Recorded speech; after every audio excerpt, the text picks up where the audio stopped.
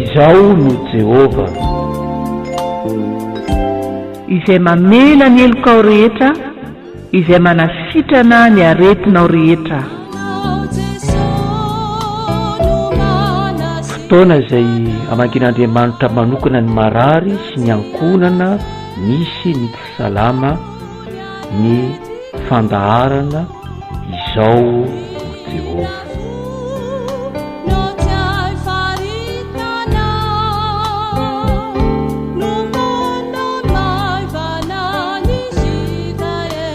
Ampanajana no iarabananao ry havana, ary ampitiavana no hitombananao hiaraka iombavaka isika amin'izao tolakandro izao. Dia ho ampitombona aminao sy ny ankonanao anie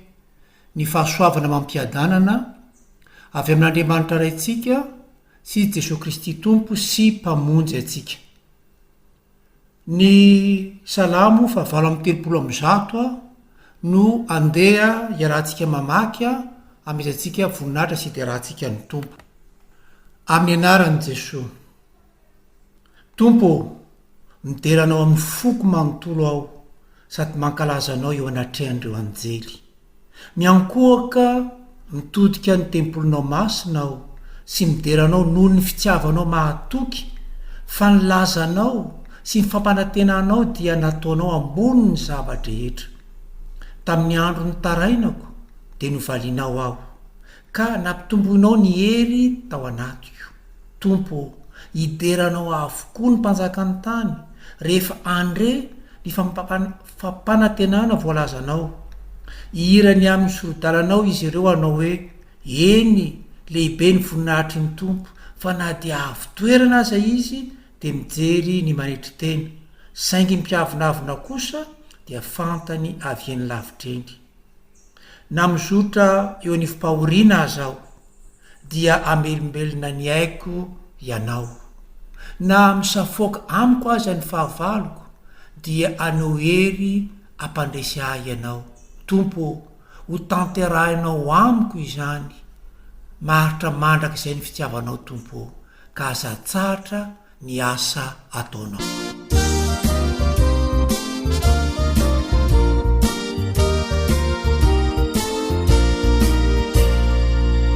Ny feonay rehetriza dientinay miderana,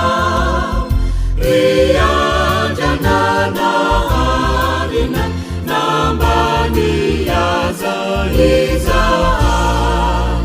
Vetianao, vetianao, vetianao, vetianao, ry andranana harina, ry andranana harina.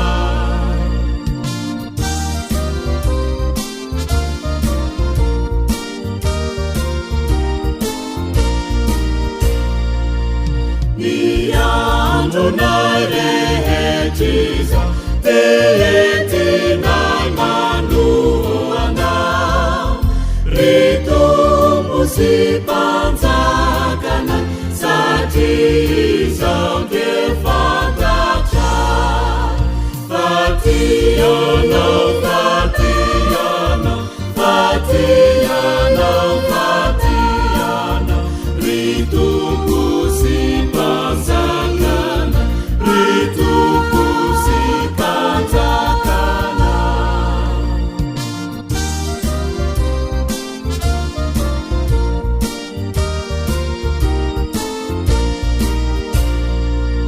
Ny hevitray rehetriza dety mankalazanao, ry Tompo mpanasoana pitahiny fanahina.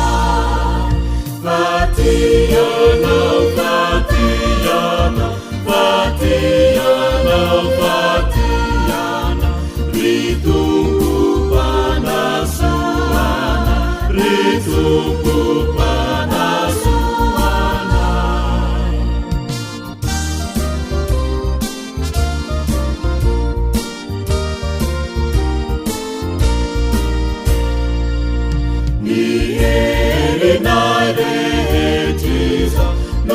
iasanay hoana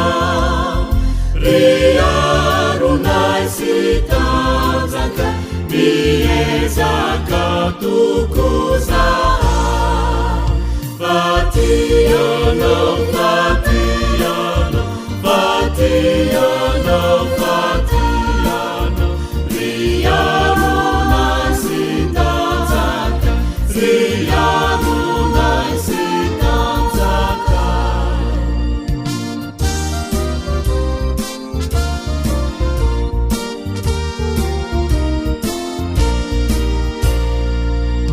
rehefa lainao iza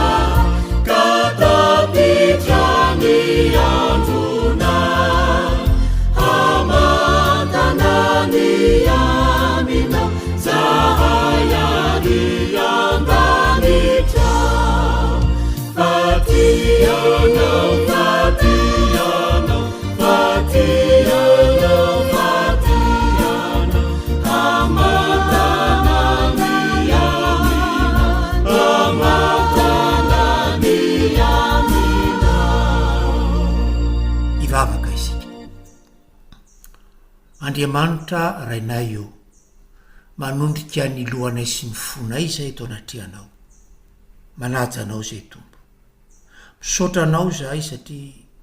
na di andriamanitra lehibe sy manerinerina tokoa azy ianao de manaiky hijeranay am'izao takariva izao ary tsy vitany hoe mijeranay fotsiny ianao fa manaiky iaino ny fiderana sandratray ny ataka zay arosonay sokafany eto anatrianao ny fonay andriamanitra misaotra anao zay satria tsampanay fa fitiavanao tokoa de mandraka zay ary ny fahasoavanao dia tsy mety ritra ary zany fahasoavanao zany no nanoranao an' Jesosy Kristy ho mpamonjy anay de misaotra Jesosy tena mofo velona nidina avy any an-danitra tokoa ianao ho sakafo ny fanahanay ary de ianao mihitsy no raisinay am'izao takariva izao mba hamelombelona anay mba hitondra fiainana ho anay de misaotra anao zay nandefa ny fanainao masina la ifanahy zay mampiombona anay ka mahatonga ny fitombavaka tahako zao hoanitra kasitrano ny ray sy ny zanaka ary ny fanahy masina ko dia miandrandra anao zay Jesosy mitenena aminay tompo araka ny fombanao amen ny andraisantsika ny afatra zay tia ny tombam-pahirezana atsika ry havana dia arak'izay voasoratra ao amin'ny vaovao mahafaly araka ny marika vaovao mahafaly araka ny marika toko voalohany ny 5 ka hatramin'ny 10 ny idika teny ombolana hatrany no amakitsika ny teny marika toko voalohany ny 9 ka hatramin'ny 10 farany rehefa hitatsika de andeha rahantsika vakina amin'ny anaran'i Jesosy ary nanatona an' Jesosy ity lehilahy marary hoditra ka nytaloha taminy sady nandoalika teo anatriany ka nanao taminy hoe raha sitrakao dia hainao diovinao honena azy Jesosy ka nanatsotra tanana nikasika azy sady nyteny hoe sitrako madiovy ianao avy hatrany de nialan'ny areti-koditra nahazo azy raha lehilahy ka nadio dia nasain'i Jesosy nandeha niaraka tamin'izay izy sady mifemperany mafy nataony hoe tandreo mihitsy ny milaza izao na amin'iza na amin'iza fa mandehana miseho amin'ny mpisorona ary ento ny fanatitra voadidiny Mosesy mba ho vavolombelona amin'ny olona fa madio ianao kanjo raha vo niala teo raha lehilahy de nanao antso avo izay nitranga taminy ary nampely izany ko tsy hafaniditra an-tanàna tamin'ny fomba miariary intsony Jesosy fa dia any amin'ny toerana mangina ivelan'ny tanàna any foana izy kanefa mbola no aton'ny olona avy eny rehetra eny amen ny misy tokory havana andro iray ao anatin'ny taona natokana atserovana manokana ny areti-koditra sy ny olona ianjadiany zany areti-koditra izany. Ateo amin'ny tantarany zanak'Israely dia aretina tsy azo sotranina izany aretiny zany, ary dia miteraka ny fanalana ny marary teo anivon'ny fiarahamonina, teo anivon'ny fiangonana zany, ka nanokanana azy tany ivelan'ny toby. Olona roa ihany no voalaza fa sitrana tam'izany vanim-potoana izany tao anatin'ny taonjato maro talohan'ny filazantsara na vaovao mahafaly. De ireo olona anankiroa ireo dia tsy iza fa i Miriama lay anabavin'i Mosesy, tratra ny areti-koditra fa nisotran'Andriamanitra ihany rehefa avy eo. Ary ny faharoa dia Naamana, ilay manamboninahitra Sirianina, izay niaino sy nanaika ny torevitra nomen'ny mpanompony zatovovaviny anankiray Jiosy, dia nandeha nanatona ny mpaminany ary dia nisotran'Andriamanitra. Ireo tranga roa ireo ihany no voasoratra fa nahazo fanasitranana tamin'izany areti-koditra izany. Raha ny tety an'ny Palestina ny Jesoa tamin'izy tonga nofoka niaraka tamin'ireo mpiarabelona taminy, de tsy nijanona ho tranga roa ihany no nisotraniny fa marobe. Zao manko ny voalaza ao amin'ny vaovao mahafaly ny soratan'ny Matio 10:10, ny 15. Tany aponja i Joany mpanao batisa tamin'izay fotoan'izay, ary naniraka ny mpianany amin'ny tany an'i Jesoa.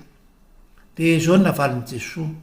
Matio 10:15, hoy Jesoa: nde ambarao amin'ny Joany ny zavatra hitanareo sy renareo. Mahiratra ny jamba, mandeha tsara ny mandringa, madio ny marary hoditra, sitrana ny marary hoditra. Izay marary hoditra rehetra nanatona ny tombo Jesoa de nisotraniny avokoa. Tsy nisy milaviny, fahasoavana zany ry havana, fitiavan'Andriamanitra izany. Ny vaovao mahafaly na filazantsara moa dia tantara anankiroa no hitantsika milaza zany fanasitranana zany. De tao reo boka 10 na marary hoditra 10 sy ity eto amin'ny Marka 1 ny 9:7 sy 10:7 no vakina tamintsika teo io, zay hitantsika ihany keo amin'ny vaovao mahafaly araka ny Matio 5 sy ny vaovao mahafaly araka ny Luka 5. Ny foto-kevitra niafatr'Andriamanitra ho atsika amin'izao tolakandro zao de miendrika fanontaniana. Raha ity Marka 1 ny 9:7 ka hatramin'ny 10:7 ty no jerentsika. Miendrika fanontaniana tahako zao ny foto-kevitra: misy fetra ve ny fahasoavan'Andriamanitra na ny fitiavan'Andriamanitra? Misy fetra ve ny fahasoavan'Andriamanitra? Raha le mivakina tamintsika teo no jerena sy fakafakana, de azo ambara hoe sady tsy misy fetra no misy fetra. Izany fahasoavan'Andriamanitra izany. Tsy misy fetra ny fahasoavan'Andriamanitra satria voalohany tsy manilikilika na iza ny tompo. Tsy manilikilika na iza ny tompo. Vaovao mahafaly araka ny Marka 1 ny 5:7 ka hatramin'ny 2:7, ny 7 ka hatramin'ny 2:7 averitsika vakina amin'ny anaran'i Jesosy izany. Ary nanatona ny jesosy ty lehilahy marary oditra ka nytalao taminy sady nandoalika teo anatreny ka nanao taminy hoe raha sitrakao de ainao diovina aho ony anazy jesosy ka nanatsotra tanana nikasika azy sady nyteny hoe sitrako madiovy ianao avy atrany de nialan'ny aretik'oditra nahazo azy raha lehilahy kanadio nanatona any jesosy ity lehilahy ity de voalaza fa onena azy jesosy onena azy jesosy ka nikasika an'ilay lehilahy marary oditra ny mpiarabelona rehetra tam'izany fotoana zany anefa de tsy nisay manatona indrindra mo ka mikasika zany hoe olona marary oditra izany fa jesosy onena de nanatona sady mikasika azy tsy nisalasala na dia kely akory aza ny tompo ry havana raha nytalao taminy a ity lehilahy ity tsy nanilikiliky fa tonga de nieno azy a dia nanao zay zavatra nangatahiny jesosy raha teo no miteny fa izay anatona azy dia tsy horoahany any velany filazantsara araka ny joany toko fahenina ao amin'ny 5:7 raha toka maty lazara filazantsara araka ny joany any orina kely toko 20 no ahitantsika an'izany de hoy marta anabaviny lazara tamin'i jesosy hoy izy hoe raha teto ianao raha teto ianao ry tompo dia tsy maty ny anadaio ary na de izao ankehitriny izao aza dia fantatro fa na inona angatahnao amin'Andriamanitra de omen'Andriamanitra anao zany joany toko 20 ny 9:20 sy ny 20. Natsangany jesosy tamin'ny maty lazara noho ny fitiavany azy noho ny fahasoavana zay atopany ho an'izay olona manatona azy ny tantaran'ilay vehivavy malaza hoe tena mpanota de ahitantsika an'izany hoe tsy mba manilikilika jesosy vaovao mahafaly araka ny Lioka atoko 7 Lioka atoko 7 ny 9:30 ka hatramin'ny 15 farany dia mitantara tranga iray zao no voasoratra vakitsika de ahitantsika an'izany hoe tsy mba nisy milavo ny tompo jesosy zay nanatona azy Lioka toko 7 manomboka amin'ny 9:30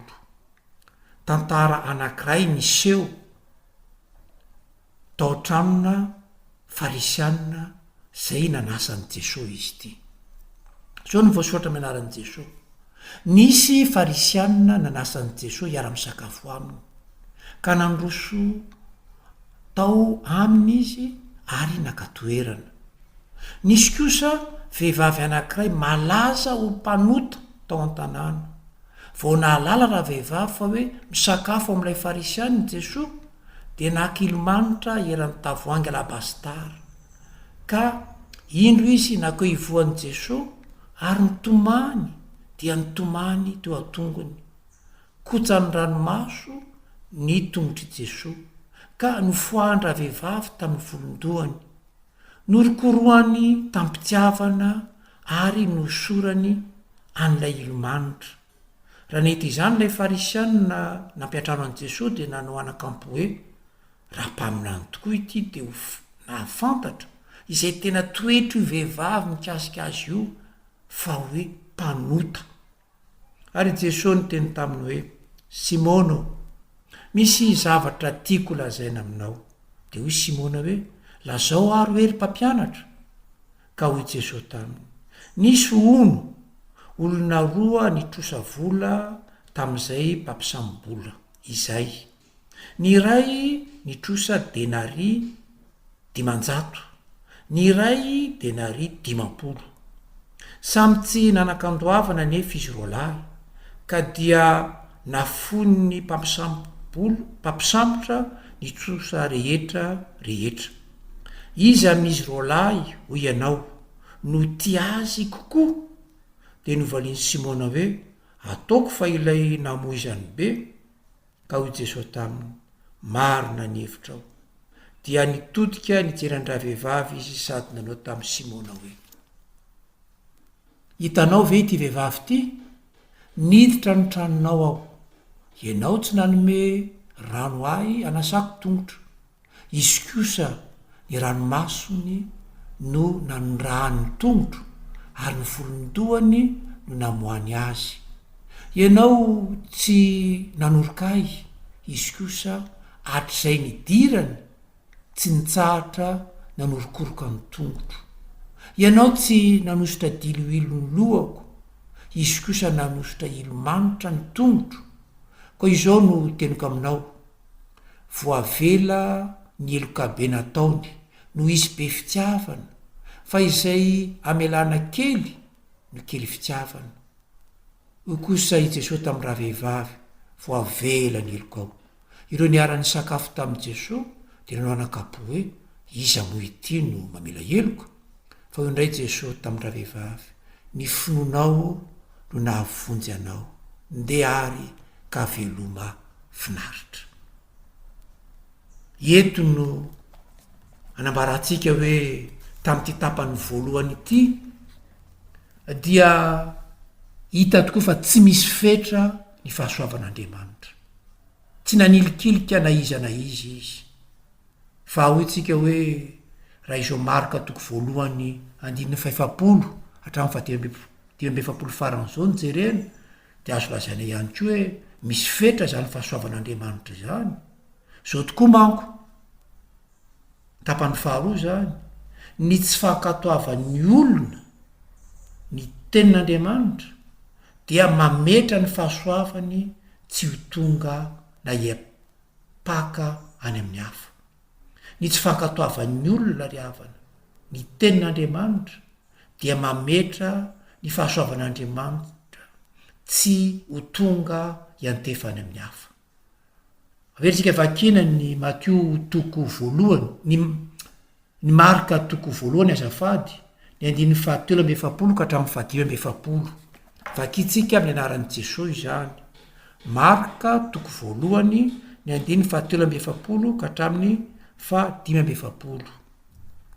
dia nasain'i Jesosy nandeha niaraka tamin'izay izy sady nofeperany mafy nataony hoe tandremo mihitsy ny milaza izao na amin'iza fa mandehana amin'seho ampisorona ary entony fanaritra voadidi Mosesy mba ho vavolombelona amin'ny olona fa madio ianao kanjo raha vo niala teo raha lehilahy tena nao antso avy izay nitranga taminy ary nampiely izany koa tsy hafaniditra ny tanàna tamin'ny fomba miariary intsony Jesosy fa dia any amin'ny toerana mangina ivelan'ny tanàna any foana izy kanefa mbola no aton'ny olona avy eny rehetra eny eto ry havana de voalaza fa tsy tafiditra tao an-tanàna intsony Jesosy tsy afaka niditra miariary tao an-tanàna izy satria mitady dolo ny olona rehetra mitomefy ny olona mitady azy izy le mpanasitrana nanasitrana ny areti-koditra nahazo an'ilay lehilahy zay ny feperany mba tsy hiteny zany mba hahafahany Jesosy miditra ao an-tanàna ka handray zay te anatona azy soa ihany ry havana soa ihany fa mbola afaka nisy olona nanatona any Jesosy natany ivelan'ny tanàna ary izy hitatsika eto fa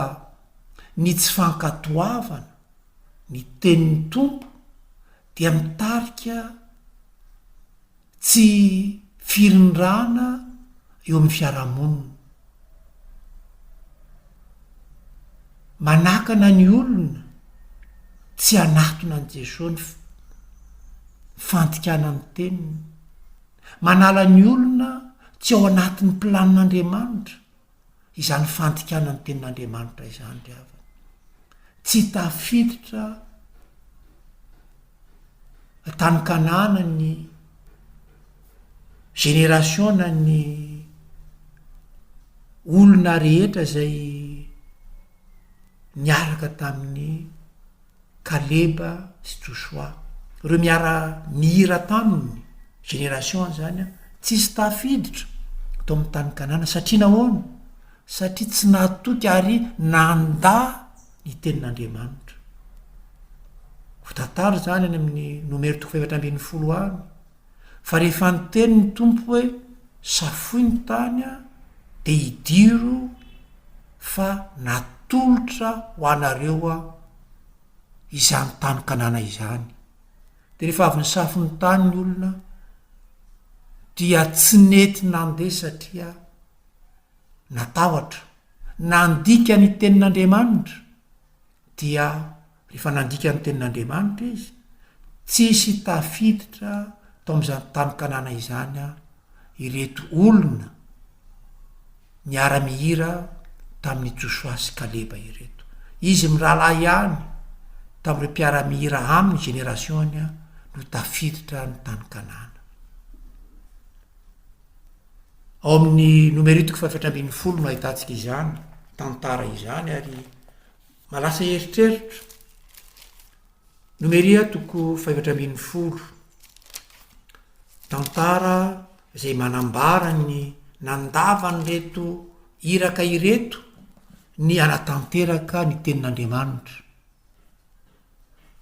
zao ny voasoratra nomery toko 710 ny 19 ka hatramin'ny 530 zay no raisitsika amin'ny anaran'i Jesosy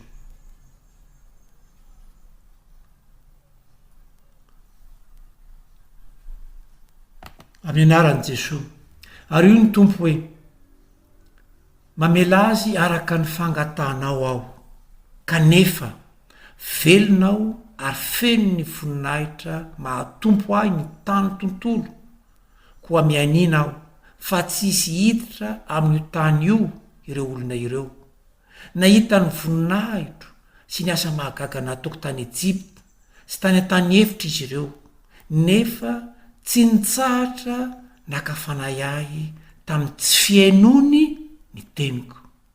koa satria efa nanamahavo ahy izy dia tsy isy ahita ny tany zay nampanantenaiko ny razany fa i Kaleba mpanompoko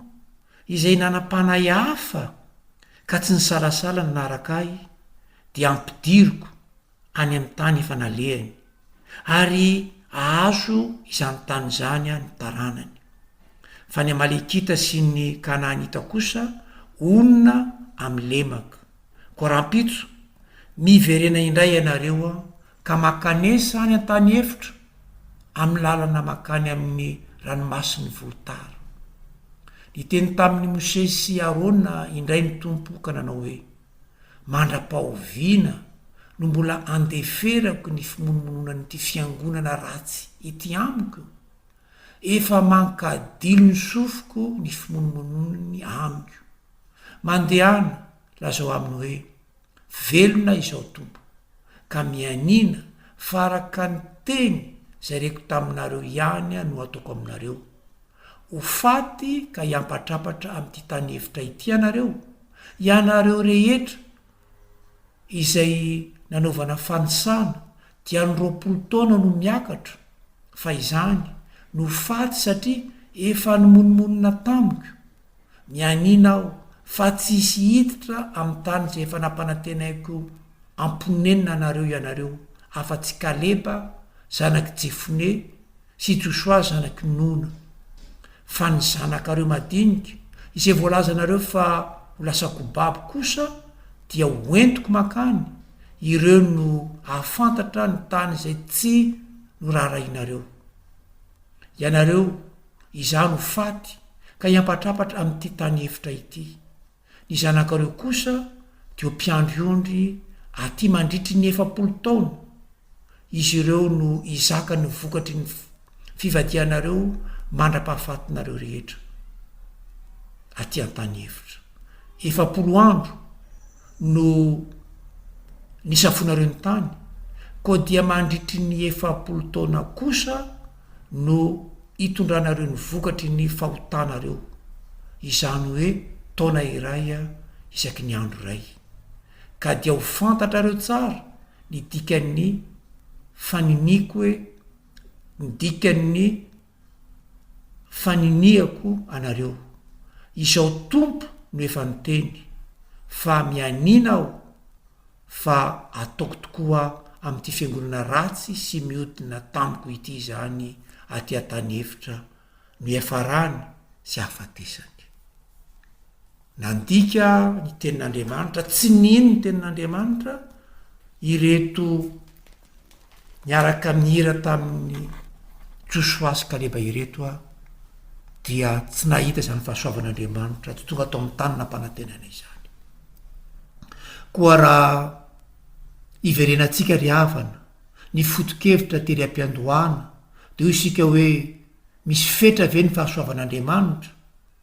raha ny teny isika hoe eny sy tsy dia izao dia afaka mitompiteny fatratra isika fa tsy misy fetra ny fahasoavan'Andriamanitra tsy misy fetra ny fahasoavan'Andriamanitra fa ny tsy fankatoavan'ny olona ny teniny ny tonga hevitra tsy andraisany izany fahasoavana izany ny tsy fankatoavan'ny olona ny tenin'Andriamanitra ry havana no tonga hevitra ka tsy mandray izany fahasoavan'Andriamanitra izany fa ny fahasoavan'Andriamanitra dia tsy mety ritra ary nataony ho an'ny olona rehetra Andriamanitra tia ny olona rehetra ary zay le hoe fahasoavan'Andriamanitra le tsy fankatoavana ny teniny ry havana no tsy andraisantsika zay ny fahasoavana izany ho atsika manaraka izao fandarana izao ny Jehova izao fandarana natao atsika marary na tsika manana ankonana ao anatin'ny tsy fahasalamana eo am'izao aretina mianjadina mahazo atsika izao de tokony tsy salasala isika ry havana anatona ny tompo Jesosy Andriamanitra velona ny tompontsika ary Jesosy no tompo ny fahefana rehetra any an-danitra ka hatraty an-tany nosotranony Jesosy avokoa ry havana ny aretina rehetra zany voalaza ao anatin'ny soatra masina vaovao mahafaly tsy misy hoe aretina ka tsy nosotranony tompo Jesosy rehefa nentina teo aminy voalaza fa nitiankapoka taminy anye no nanasitranana atsika efa niatra taminy zany ary netiny teo amin'ny hazo fijaliana mba hanavotana atsika koa na inona ry havana aretina mahazo anao na inona ao aretina de tsy mba anilika anao ny tompo raha manatona azy ianao tsy mba amelanao any velana izy fa ampiditra anao anatin'ny fony raha manatona azy ianao izy no efa niteny fa eo amintsika ny fiadanana ho aminareo ny fiadanako ny tompo Jesosy raha nitsangana tamin'ny maty izy zay no lazainy tamin'ny mpianany ho eo aminareo ny fiadanana fa izao ry havana oka ho ny tenin'ny Kristy no anapaka ny fiainatsika tenin'ny Kristy no anapaka ny fiainatsika ary misaotra an'Andriamanitra isika fa voadika ny tenin-drazantsika izany tenin'Andriamanitra izany ary de voarakitra ao amin'ny Baiboly raha mampanoratra ny mpanao salamo ny tompo hoe nandefasan'ny teniny de sitrana de raiso anao izany am'izao anio izao nandefa ny teniny izy dia sitrana raiso anao zany ary tsy am'izao anio izao ihany fa amin'ny androm-piainanao manontolo voasoratra amin'ny salamo zany salamo toko 7:1 ny 520 sy 20 salamo 7 ny 520 sy ny 20 vatriko aminaran'i Jesosy hoanao zany ry havana dia niantso vonjy tamin'ny tompo izy fahory ka nafany tamin'ny fahatereny nandefasany ny teniny dia sitrana ary notsoahany tao anaty lavaka ho tanterahany tompo aminao zany raha mahatoky azy ianao satria tsy miova Jesosy ho maly sy anio ary mandrakizay. Amen. Miara-iondrika hivavaka isika. Jesosy maneho fisaorana feno anao izahay. Misaotra tompo. Tsy mety ritra tokoa ny fahasoavanao. Volaza misoratra masina fa tovozy tsy ritra zany fahasoavana zany. Ary omenao an'izay rehetra manatona anao. Dia manatona anao ampahatokiana izay amin'izao takariva zao Jesosy. Miandrana zany fahasoavanao zany. Mba hanasitrana anay, hanafaka ny aretinay, ianao ilay Andriamanitra izay tianay. Misaotra Jesosy, ary dia tao mandrakariva izay, mba ho tia ny teninao, ankatoa ny teninao ary hiaina zany teninao izany. Dia mangataka amin'ny fanenao masina izay tompo. Ampitoera to anatinay ny teninao ary misandrata amin'ny fiainanay. Dia voninahitra ho anao ry Jesosy avy any Nazareta, le tompo sy mpamonjy anay. Amen. Raiso nitsodrano izay atolotra ho anao amin'izao takariva izao ry havana. Raiso ampinoana izany. Ary ilay fiadanana avy amin'Andriamanitra sady mihoatra noho ny zavatra rehetra takatry ny fietreretan'olombelona dia hiaro ny fonareo sy ny sainareo satria efa tafaray amin'ny Kristy Jesosy ianareo. Dia ho an'Andriamanitra ny voninahitra amin'ny anaran'ny Ray sy ny Zanaka ary ny Fanahy Masina.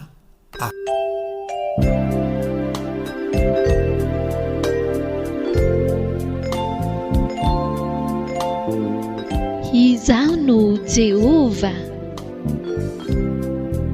Fandaharan'ny radio Vaovao Mahasoa iandreketan'ny mpanompon'Andriamanitra Rajaona Pascal Mivady.